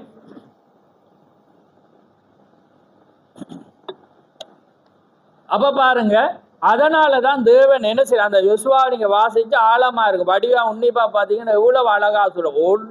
ஒரு எழுத்து கூட நீ பிசகாம என்ன செய்யணும், அதே நீ நடக்கணும். அதே வண்ணமாக மோசே என்னவெல்லாம் செய்தானோ யோசுவா அதெல்லாம் செய்தான் என்றுதான் நீங்க தொடர்ச்சியா வாசிக்கக்குள்ள தெரியும். ஏனென்றா தேவன் அந்த மோசையை கொண்டுதான் யாத்திரையை துவங்கினான். அதே போலதான் இன்னைக்கு மோசையை போல ஒரு தீர்க்கதரிசியை கொண்டுதான் தேவன் யாத்திரை. அதனால தான் நாங்கள் விழுந்து விழுந்து இந்த புத்தகத்தில் உள்ள இது எழுதப்பட்ட வேதாகமம், இது எழுதப்படாத வேதாகம். அதனால தான் தீர்க்கதரிசி நான் ஆரம்பத்தில் சொன்னேன், அவர் ஆரம்பத்தில் ஊழியங்கள் ஆரம்பிக்கிற வேளையில் அவர் வரங்களை குறித்து யோசிச்சுட்டு சொல்றேன், அது எங்களுக்கு இல்லைன்னு கவலைப்படுறேன், அதுதான் பரிசுத்த ஆவியை நினைச்சேன். ஆனால் அப்புறம் காலம் கடந்து வரக்குள்ள அவர் இடையில பிரசங்கிக்குள்ள அன்பில்லாட்டி அதுதான் பரிசுத்த ஆவியா இருக்கிறது இல்லை. ஆனால் அவர் திருப்பி சொல்றேன், அப்படிதான் நான் நினைச்சேன். ஒரு சவரம் அவர்கிட்ட கேள்வி கேட்கிறேன். அவர் சொல்றேன், ஒரு நாள் தேவன் தரிசனத்தில் இறங்கி வந்து அவர் சொல்றேன், இந்த நாளுக்குரிய செய்தி தான் பரிசுத்த ஆவியாயிருக்கிறது. ஆமென். அதுதான் சுய தேசமாயிருக்கிறது, அதுதான் காரியம். அப்ப இன்றைக்கு தேவன் பரிசுத்த ஆவியை கொண்டு அவர் பேசுவார். ஆனால் இதில் அவர் சொல்றேன், அவர் எப்பொழுதும் சின்ன வயதிலிருந்து அவர் என்னோடு இருந்தார், அவர் சொல்லி ஒன்றுமே தவறி போகவில்லை என்றார். ஆமென். அவர் சொல்ற எல்லாமே அவர் சொல்லும் போது ஜனங்கள் எழுதி வைத்தார்கள், ஒன்று கூட அது தவறே இல்லை. ஏனென்றா பேசினது அவரல்ல, அவருக்குள்ளாக இருந்த தேவன். ஆமேன். அப்ப அந்த செய்தி தான் இன்றைக்கு மனவாட்டி என்ன செய்யறது, ஆயத்தப்படுத்துறபடினால அதே மெசேஜை கொடுக்கும் போது ஜனங்களால் முன்குறிக்கப்படாட்டி அது விளங்காது. ஏன்னா ஜனங்கள் பலவிதமாக புரிந்து கொள்கிறவர்கள் இருப்பார்கள். ஏன்னா அது ஒவ்வொரு காலத்திலும் இருக்கக்குள்ள புரியக்குள்ள எல்லாரும் பேசக்குள்ள ஒரு தவறாக, ஏன்னா பரிசுத்த ஆவியான ஒரு மனிதனுக்காக டார்கெட் பண்ணி பேசக்குள்ள அவங்க நினைப்பாங்க இது ஏதோ ஒரு கோட்பாடை கொண்டு வர்றதாக என்ன நினைப்பாங்க. உதாரணத்துக்கு பாவத்துக்காக பேசி கொண்டிருந்தா பாவமோட செய்யலாமான்றதை நினைப்பாங்க. அப்போ ஒரு சபைக்காக பக்தி விருத்திக்காக பேசிக்கொண்டு அதை பெண்ணோடு சபையோட ஒப்பிடக்குள்ள அதை நினைப்பாங்க, இது பெண்ணை புகழ்றாங்க. ஆனால் ஏதேன்லேயே அது முடிஞ்சு போனது, பெண் மூலம்தான் பாவம் பண்ணது, நான் பெண்ணை குறித்து பெருமையா பேசுறேன்னு நினைப்பாங்க. ஏன்னா அது காரியங்கள். ஆனா பரிசுத்த ஆவி இருந்தாதான் அது எதை குறித்து பேசுது என்பதை அதை அறிவாங்க. அதனாலதான் தீக்க சொல்லி நீங்க ஒரு போதகனுடைய சிந்தையாக மாறாட்டி அது தவறா போயிரு. ஆமே. ஏனென்றா இந்த செய்தியானது அப்படிப்பட்ட ஒன்றா இருக்கிறது. ஏண்டா அதான் தீக்க சொல்லி நீங்க பரிசுத்த ஆவியை புரிஞ்சு கொள்ள பாருங்க. எலிசாவுக்குள்ள தேவன் இருந்து ஆனா அவனுக்கு கோபம் வந்தவன் என்ன செஞ்சிட்டான், மொட்டை தலையாண்டு சொன்னோன்னு கோபம் வந்தோன்னு அவன் என்ன செஞ்சான், சபிச்சோன்னா 42 பெண் கரடிகள் என்ன செஞ்சிட்டு 42 பிள்ளைகள் அதை என்ன செஞ்சிட்டு ஏன்னா அவ்வளோத்தையும் பீறி போட்டது. அப்ப அதை செய்தது யார், எலிசாவால செய்யலுமா? ஆனா அது தவறு. ஆனா தேவன் என்ன செய்தார், அந்த தீர்க்கதரிசி பேசும்போது தேவன் அதை அனுமதியை கொடுத்தார். ஆனா தீர்க்கதரிசி வரும்போது அவர் என்ன சொல்றார், அது தவறன்று. புரியுதா? ஏன்டா அது கோபம், அதுக்காக அவன் கோவப்பட்டான்னு தேவன் அவனுக்கு தண்டனை கொடுத்தாரா? புரியுதா நான் சொல்றேன்? அதே நேரம் தேவனால் அழைக்கப்பட்ட யோவான் அன்பு அவன் மார்புல சாஞ்சவன் சொல்றான், ஆண்டவரே அக்கினி இறக்கி இவங்களை எல்லாமே அழிச்சு விடுவோம். அவன் சொல்ற, என்ன ஆவியை பெற்ற நீங்க என்ன செய்யறே, கடிஞ்சு கொள்ற. புரியுதா உங்களுக்கு? யார் பேசுறதண்டா தேவனுடைய ஆவியை பெற்றவங்க.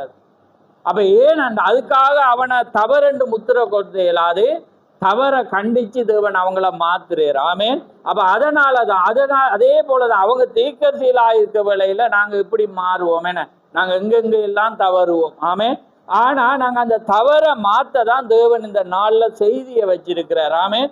அது செய்தியை படிக்க நாங்க என்ன செய்வோம், ஒன்றுமே இல்லைன்னு அந்த கட்டத்துக்கு வருவோம். ஏனண்டா அவருடைய வார்த்தைக்கு முன்பாக நாங்க நிக்கலாது. ஆமேன்.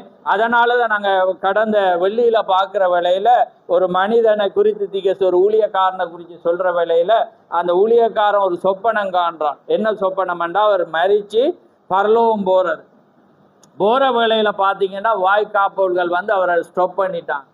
ஸ்டாப் பண்ணினோன்னா அவர் அப்செட் ஆயிட்டார், என்னடா நம்மளை நிப்பாட்டிட்டான். அப்ப அவர் சொல்றார், அப்ப என்ன நிப்பாட்டினீங்கன்னு சொல்ற வேளையில அவர் சொல்றார், உங்களோட பேர் அங்க இல்லை, அதனால உங்களை நிப்பாட்டிட்டேன். அவர் சொல்றார், நான் ஒரு சுவிசேஷகன் வந்திருக்கிறேன், ஏன்னா நான் இத்தனை பேர் ஆத்துமாவை ஆதாயப்படுத்தினது வந்திருக்கிறேன். அப்ப அதனால என்ன வருது, அதை எல்லாமே நீங்க இப்படி இருக்கிறீங்களே, நீங்க இன்னொருக்கா பாருங்க அப்படின்னு சொல்ற வேளையில அவங்க சொல்லுவாங்க, உங்களோட பேரு அங்க இல்லை. அப்ப அப்படியானால் அவர் சொல்ற, நான் என்ன செய்யலாம் என்றோங்கள, உங்களுக்கு இன்னொரு சான்ஸ்ண்டா வெள்ளை சிங்காசனம் இருக்கிறது, அந்த சிங்காசனத்துல போய் நீங்க ஆப்பிள், அதாவது நீங்க என்ன செய்யலாம், நீங்க முறையிடலாம், ஒருவேளை அங்க உங்களுக்கு என்ன இருக்கும், சான்ஸ் கிடைக்கும். அப்போ அவர் சொல்ற, ஐயோ நான் அங்க போயல, ஏண்டாது நியாய தீர்ப்பு. வெள்ளை சிங்காசனம் பயங்கர. அதுக்கு முன்னாலே எங்க போகணும்? இழக்கப்பட்ட ஸ்தலத்துல போய் 1000 வருஷம் காத்திருக்கணும். ஏன்னா அப்ப அப்படி இருக்கக்குள்ள அவர் சொல்ற, இல்ல நான் இன்னொருக்கா பாருங்க. அவர் சொல்ல, உங்களோட பேர் இல்லை, அதனால கூட ஒரு மனமுடைஞ்சி போகக்குள்ள அடுத்த கட்டத்துக்கு அந்த தரிசன சொப்பனம் கடந்து போற வேளையில அங்க அவர் இருளான ஒரு இடத்தால போற வேளையில அதுக்கு பிற்பாடு பார்க்குற ஒரு வெளிச்சத்தை பார்க்குற. அப்ப வெளிச்சத்தை பார்க்குற வேளையில் அங்கிருந்து ஒரு சத்தம் வருது, என்னுடைய அந்த நியாயத்தீர்ப்பின் சிங்காசனத்துக்கு யார் கடந்து வந்தது என்று கேட்கிற வேளையில இவர் சொல்றேன், நான் இந்நாள் நான் இப்படியாக ஒரு அவசர, நீ அப்படியானால் நீ அவர்களிடம் முறையிட்டாயா? நான் முறையிட்டேன், ஆனாலும் அதுல பலன் இல்லாதது என்னுடைய பேர். அப்படியானால் அவர் கேட்குறு, நீ எப்பயாவது பொய் சொல்லி இருக்கிறாயான்? அப்ப அவர் சொல்றேன், நான் பூமியில இருக்க மட்டும் நான் அப்படிதான் நினைச்சேனா, ஆனா இங்க இந்த வெளிச்சத்துல நிக்கக்குள்ள நான் மறைக்கல. அது மறைக்கலான்றக்குள்ள அவர் நினைச்சு அங்க அது சரியன். இப்ப நாங்க சொல்லுவோம், அந்த ஒரு நன்மைக்கு அவர் பொய்ய சொல்லுவோம், அவங்க வந்தாங்களே, இல்ல வரல வேண்டும். ஏன்னா அது பிரச்சனைய வர முதல் வரக்கூடாது. ஆனா பொய் கருப்பு வெள்ளாண்டில பொய்யாதான் இருக்கிறது. ஆமே. அப்ப அதனால அவர் சொல்ல, நான் இங்க வர மட்டும் நான் அப்படிதான் நினைச்சேன், நான் ஒரு பொய்யும் சொல்லல, ஆனா நான் பொய் சொல்லி இருக்கிறேன் என்று. அப்படியானால் நீ களவு செய்திருக்கிறாயா? அப்ப அவர் சொல்ல, நான் அங்க இருக்க மட்டும் அப்படிதான் நினைச்சேன், ஆனா இங்க வந்தோடனே உமக்கு முன்னால நான் நிற்கும் போது இந்த வெளிச்சத்துல எல்லாமே வெளியரங்கமா இருக்கும் போது நான் செய்தேன். ஆமே. அப்படியானால் என்ன நடக்கும்? அப்ப அவர் உடனே அவராவே நினைக்கிறேன், அப்படியானால் எனக்கு அழுகையும் பார்க்கடிப்பும் உள்ள நியாய தீர்ப்பு கட்டளை வரப்போறன்னு நினைக்கக்குள்ள அங்க ஒரு மெல்லிய தாயை விட மேலான ஒரு அன்பு குரல், அன்பான ஒரு வாய்ஸ் ஒன்று சத்தம் வருகிறது. அவர் சொல்றார், பூமியில அவன் எனக்காக அங்க நின்றான், அதனால நான் இங்க அவனுக்காக நிக்கிறேன். ஆமென். அப்ப அதுதான் காரியம். அதான் அவர் சொல்றேன், என் நிமித்தமும் என் வார்த்தையின் நிமித்தமும் எவன் பூமியில வெட்கப்படுகிறானோ நானும் அவனை என் பிதாவினுடைய முன்னால சிங்காசனத்துக்கு முன்பால் அவனை குறித்து நான் வெட்கப்படுவேன். பவுல் சொல்லுகிறவளை அவர் சொல்றான், நான் சுவிசேஷத்தை குறித்து வெட்கப்படேன். அப்ப பாருங்க, நாங்க யாரும் நீதிமான் அல்ல, நாங்க யாரும் உத்தமர்கள் அல்ல. ஆமே. ஏதோ ஒரு வழியில அனுதினமும் நாங்க தவறு செய்து கொண்டிருக்கிறா.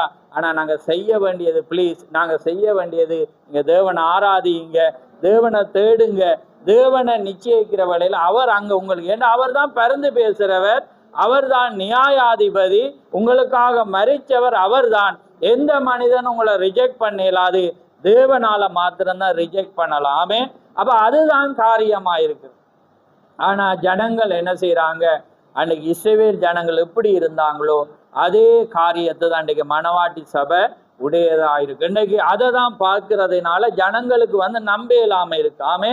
ஏனென்றா அந்த காரியத்துல அந்த தவற அது அந்த ஆவி என்ன செய்யறது? காண்பித்து கொண்டிருக்கிறது. ஆனால் என்னையும் உங்களையும் ரட்சிக்கக்கூடியது அவருடைய ரத்தம் மாத்திரம். ஆமே.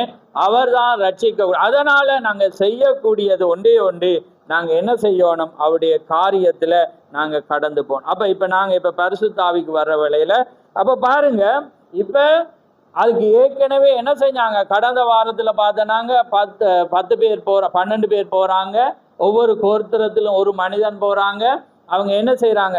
அப்ப அதனால அப்ப அவங்கள என்ன செய்யறாங்க?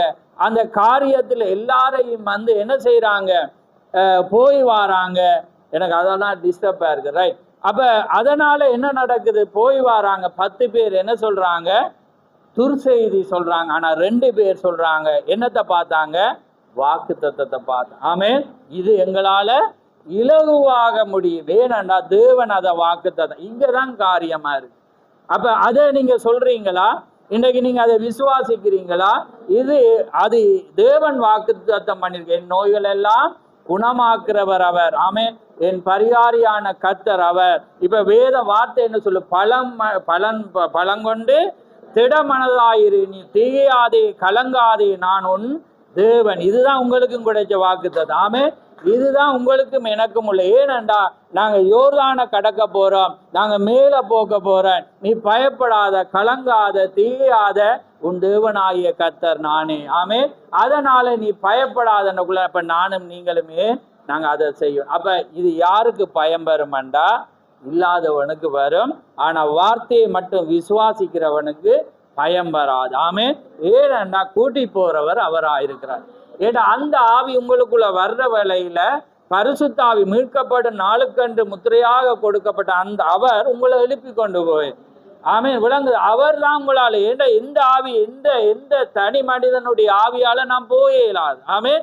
அவர் வந்தா நாங்க போகலாம், ஈஸியா போகலாம். ஆமென்.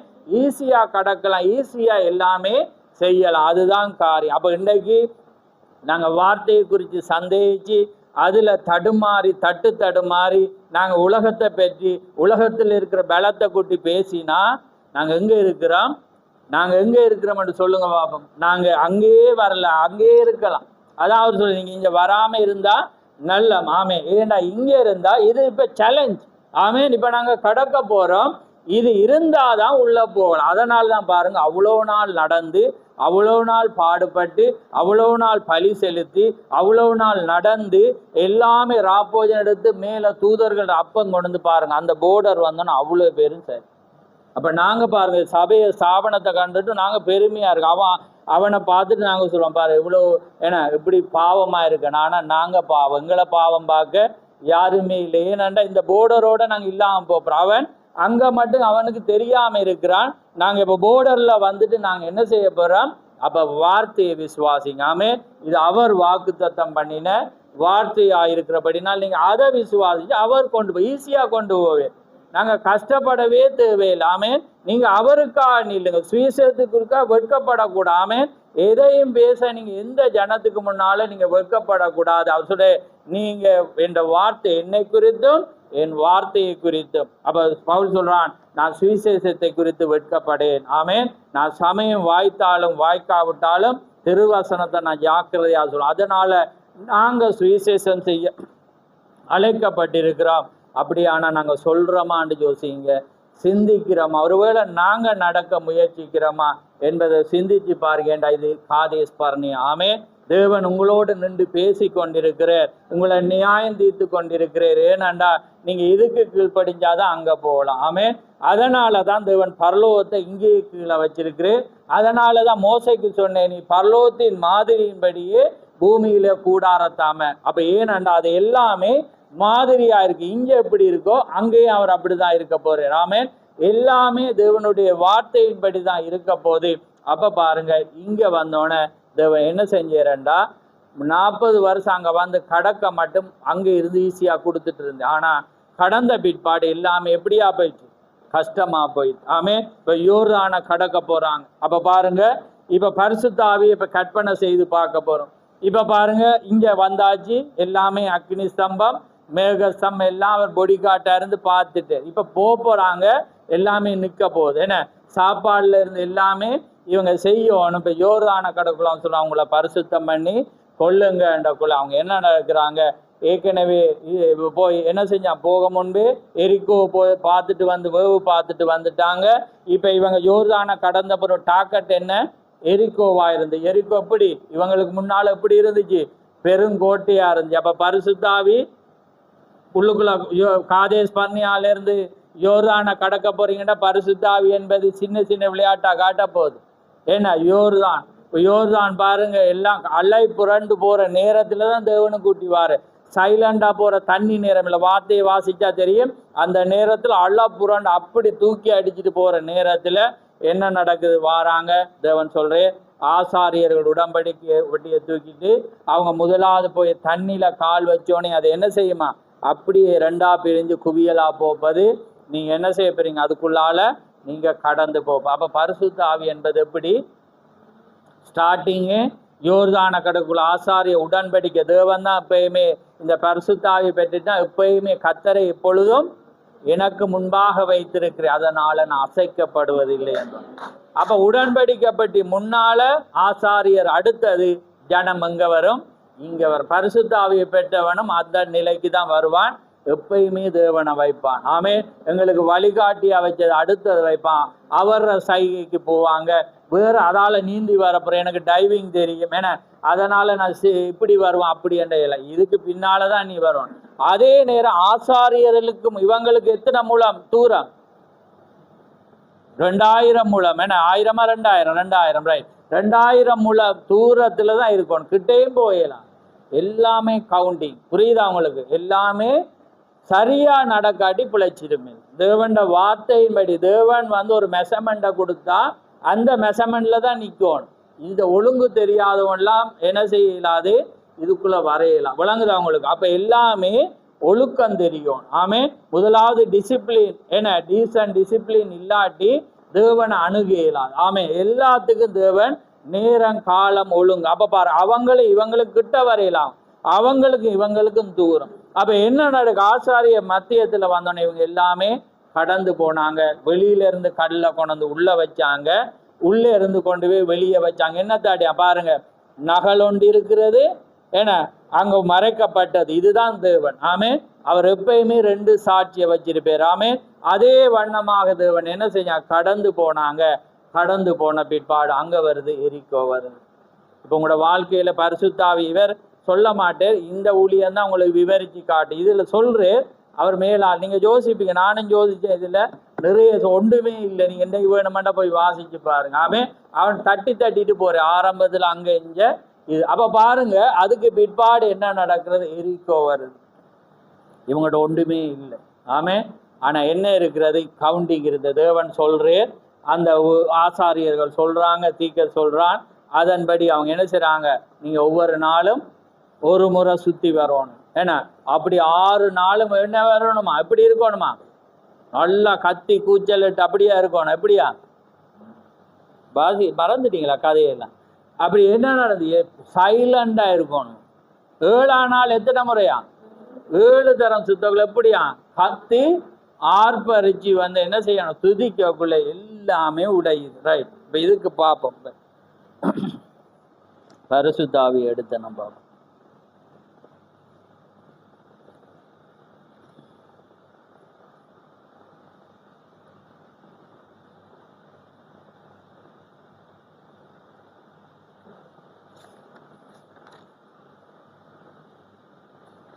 இப்ப திக சொல்ல பாருங்க, ஒவ்வொரு முறை நீங்கள் அந்த மரத்தை, அதாவது ஒரு பரிசுத்தாவிய மரத்தை, ஒரு மனிதனை மரத்துக்கு அடையாளம் உங்களுக்கு தெரியும். மரம் காத்துக்கு ஆடாட என்ன செய்யுமா, மரம் காத்துக்கு ஆடாட என்ன செய்யும், வேர், அது என்ன ஸ்ட்ராங் ஆகும். ரைட்.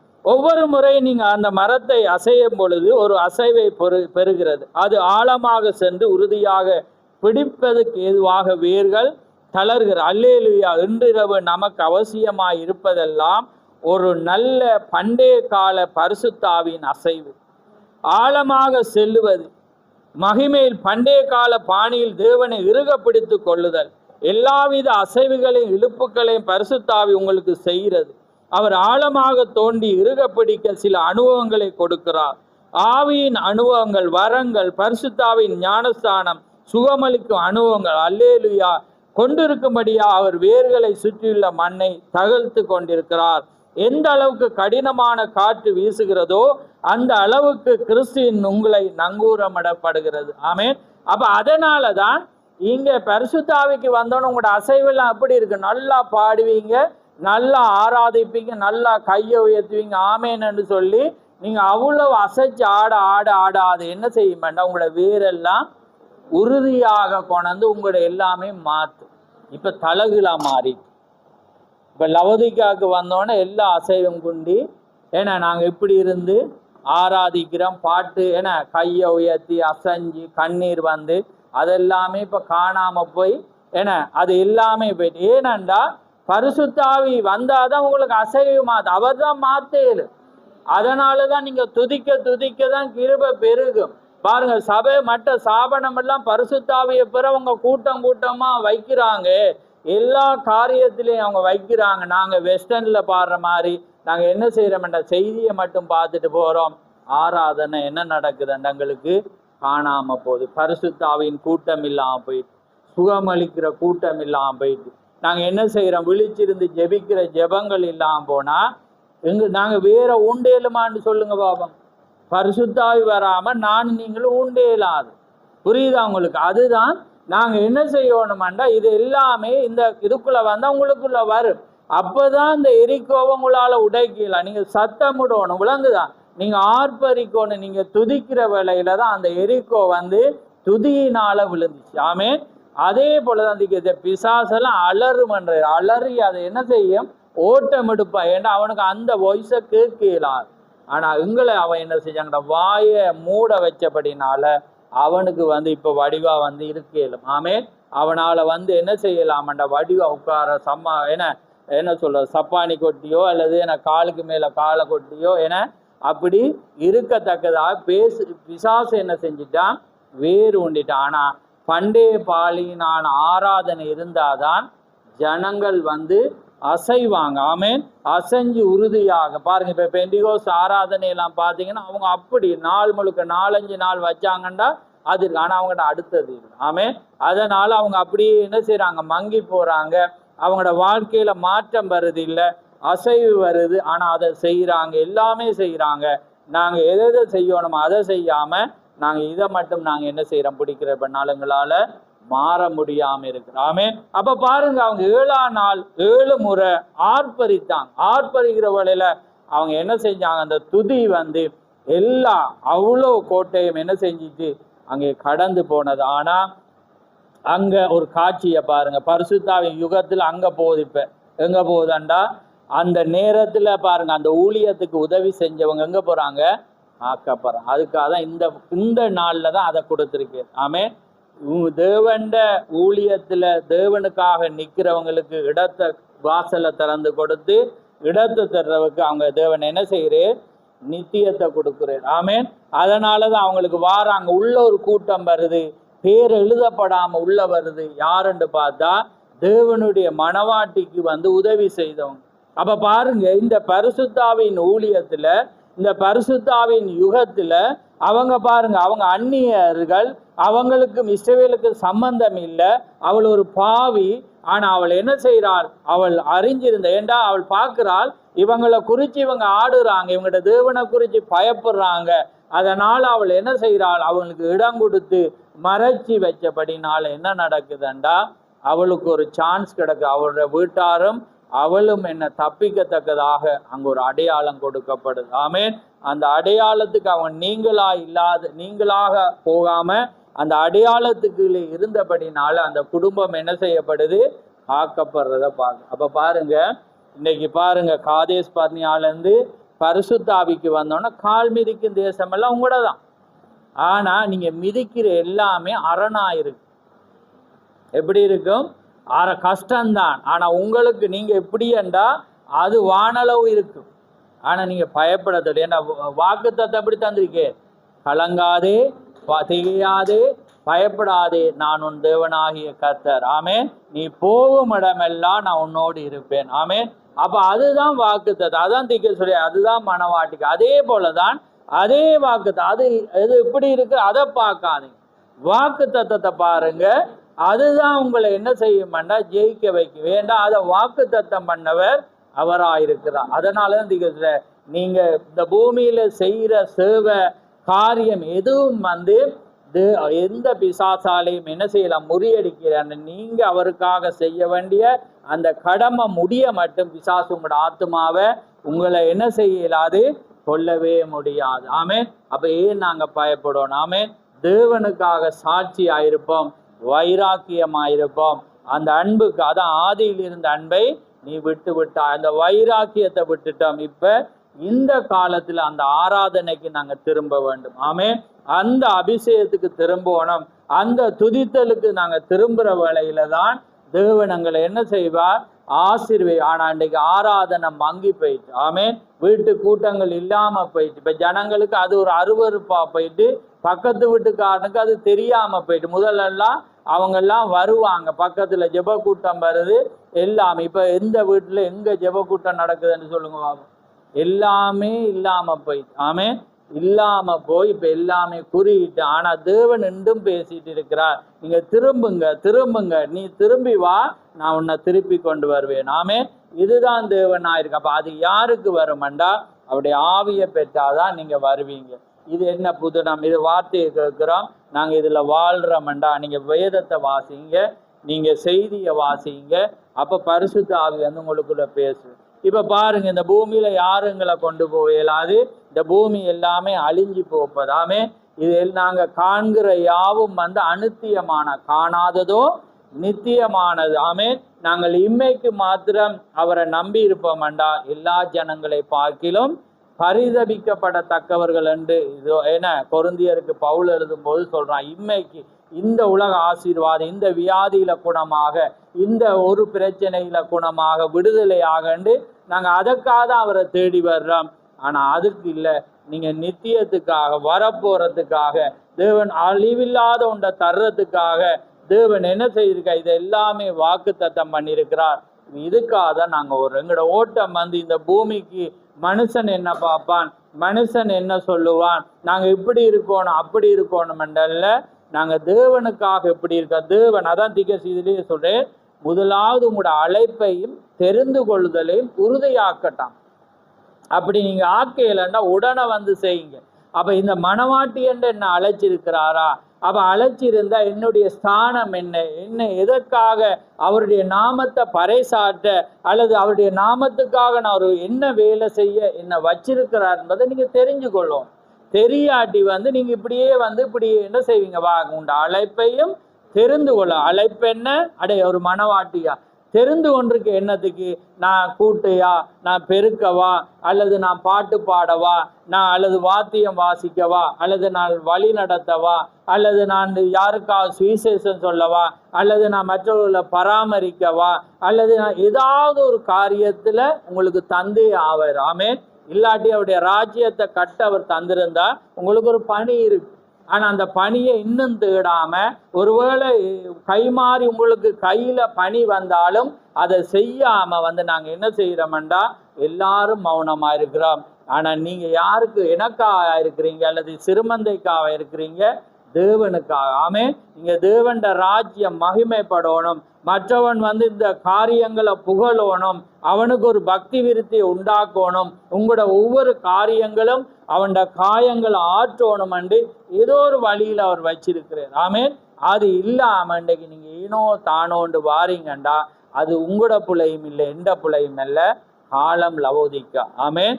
இது அனலும் குளிரும் இல்லாம இருக்கு. ஆனா முன்குறிக்கப்பட்டவங்க மட்டும்தான் தள்ளி தடுமாறி எழும்பி, அது சொற்பமாதான் இருக்க போது, அது கொஞ்சமாதான் இருக்க போது.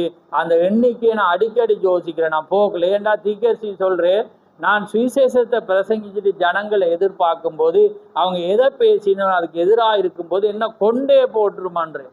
அதே போல நானும் அதை பார்க்கறது உண்டு, அந்த இயல்பு எனக்கும் இருக்கு. அதனால ஜனங்கள் அப்படி இல்லாம இருக்கக்குள்ள எனக்கு அப்படியே என்ன செய்யறேன்னு தெரியாத ஒரு நிலைக்கு பார்க்க.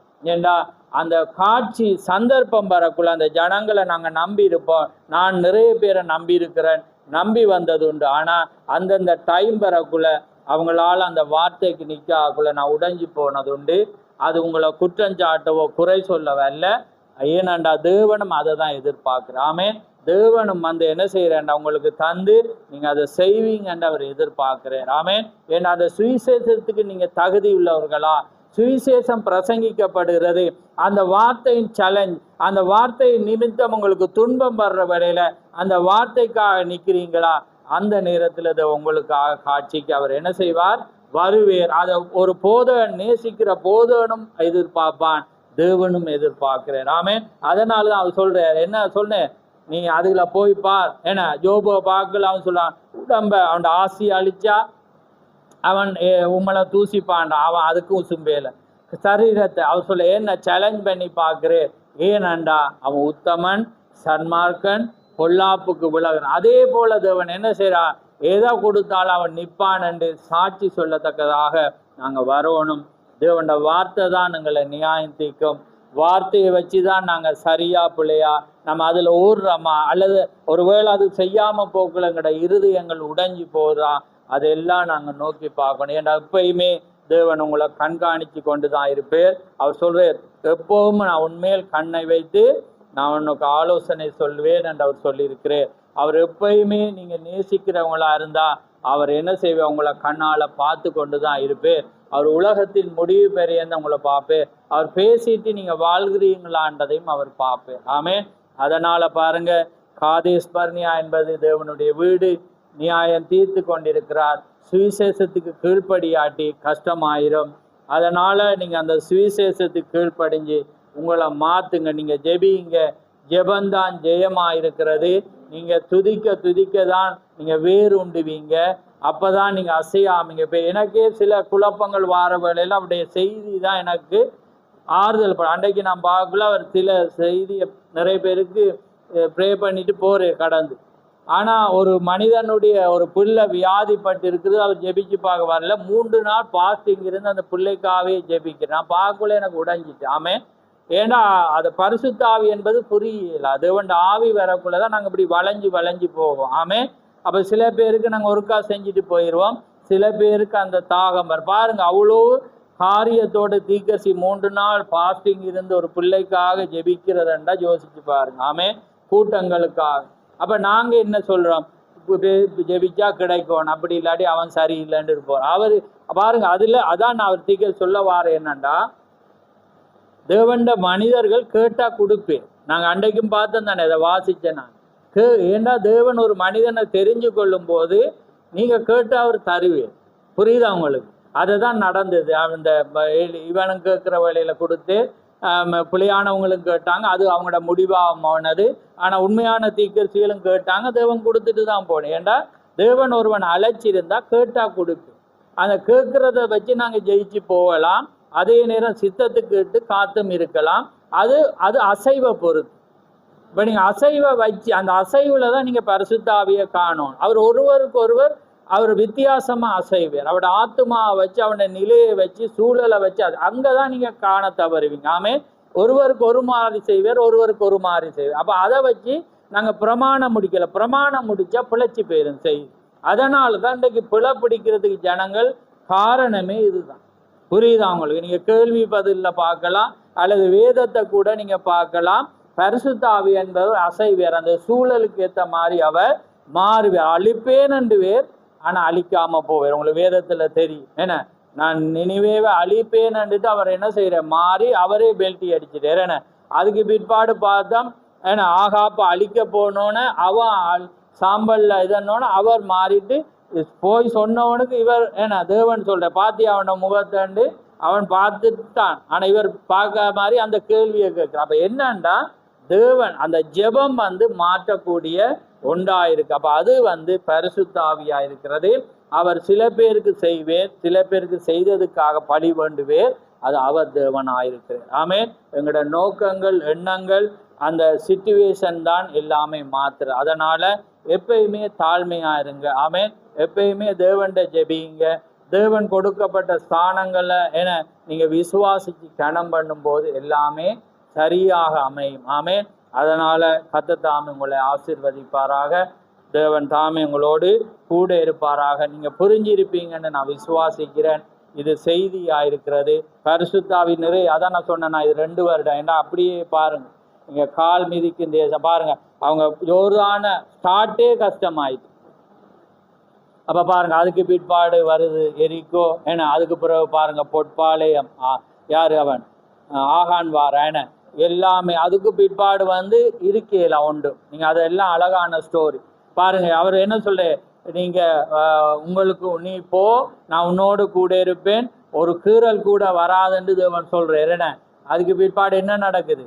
36 பேர் மரிக்கிறாங்க. ஏனண்டா சபிக்கப்பட்ட காரியத்தோட கானானுக்குள்ள ஓட்டம் இருந்துச்சு. புரியுதா உங்களுக்கு? அப்ப அதே போல நீங்க பரிசுத்த ஆவி பெற்றுட்டு உங்களோட வாழ்க்கை தனி மனிதனா பாருங்க, தனி சபையா பாருங்க. ஏன்னா சபை என்பது ஒரு தனிப்பட்ட மனிதன். அப்ப பாருங்க, அப்ப நீங்க முன்னுக்கு பேசாம இருந்து ஆனானுக்குள்ள வந்தவன அந்த பொற்பாளையம் என்னத்தை நடக்குது? மரணத்தை கொண்டு வருது. ஏன்னா அது சின்னதையும் அவர் எதிர்பார்ப்பு. புரியுதா உங்களுக்கு? ஏன்னா தேவன் பாவத்தோட அமர இல்லாதான். புரியுதா உங்களுக்கு? தேவன் ஏன்னா பரிசுத்த ஆவிதான் இந்த காலம். கானான் என்பது சொந்த தேசம், பரிசுத்த ஆவியா இருக்கப்படினால பரிசுத்த ஆவிக்கு பாவத்தோட அமர இயலாது.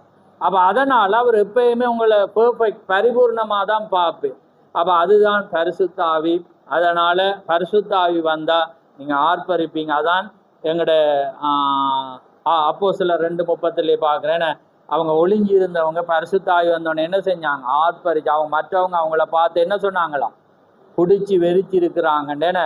ஏன்னா அவங்க பைத்தியம் மாறி கத்துறாங்கன்னு. ஆனா அதுதான் உண்மையான அசலான ஆராதனையா இருக்கிறது. அதனால் எங்களை மாற்றி கொள்வோம். கர்த்தர் நிச்சயமா எங்களை வேறுண்டத்தக்கதாக தேவன் பெரிய காரியங்களை செய்வார். ஆமென். அதனால நாங்க யாவரும் எழுந்திருந்து நாங்க முடிக்க போறோம்.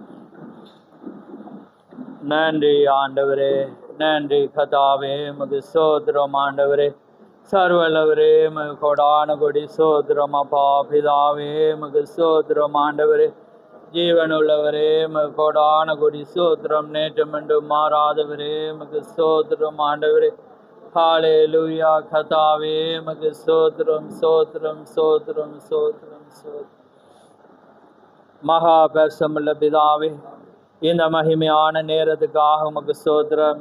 ஆம் கர்த்தாவே, இந்த மகிமையான பொழுதிலே ஒரு அழகான ஆண்டவரே வார்த்தையை வாசித்து இன்றைய நாளிலே அந்த சுய தேசம் சொந்த தேசம் என்றால் என்ன என்றும் அந்த தேசம் எப்படிப்பட்டது என்பதையும் அந்த தேசத்திலே வர்ற போராட்டங்கள் எப்படி இருக்கும் என்பதையும் நாங்கள் எப்படி இருக்க வேண்டும் என்பதை குறித்து நீர் எங்களோடு பேசின வார்த்தைகளுக்காக உமக்கு ஸ்தோத்திரம். ஆம் கர்த்தாவே, நாங்கள் பேசின அந்த வார்த்தை சத்தியம் என்பதற்கு நீர் சாட்சியாயிருக்கிறீர். அதனாலே கர்த்தாவே, எங்களை அழகுபடுத்தும்படியாக எங்களை அலங்கரிக்கும்படியாக நீர் ஒரு ஆண்டவரே தீர்க்கதரிசி அனுப்பி அந்த செய்திகளை நாங்கள் தியானிக்க நீர் எங்களை வழிகாட்டியாக இருந்து எங்களை வழி நடத்தி வர்ற கிருபைக்காக உமக்கு ஸ்தோத்திரம்.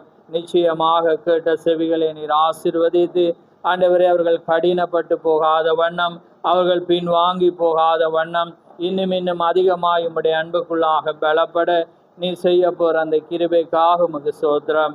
வந்த ஒவ்வொருவரையும் ஆசீர்வதியும், வராத ஒவ்வொருவரோடும் உம்முடைய இரக்கம் கூட இருக்கட்டும். மீதியாய் நடக்கிற யாவிலும் உம்முடைய பரிசுத்த நாமம் மகிமைப்படட்டும். யாவை உம்முடைய கரத்திலே தாழ்த்தி இயேசு கிறிஸ்து நாமத்தில் கேட்கிறோம். ஆமென் ஆமென். என் ஆத்துமாவே கர்த்தரை ஸ்தோத்திரி, என் முழு உள்ளமே அவருடைய பரிசுநாமத்தை ஸ்தோத்திரி. என் ஆத்துமாவே கர்த்தரை ஸ்தோத்திரி, அவர் செய்த சகல உபகாரங்களையும் மறவாதே. ஆமென் ஆமென். கர்த்தர் தாமே உங்கள் ஒவ்வொருவரையும் ஆசீர்வதிப்பாரா. ஆமென். யாவரும் அமர்ந்திருங்கள்.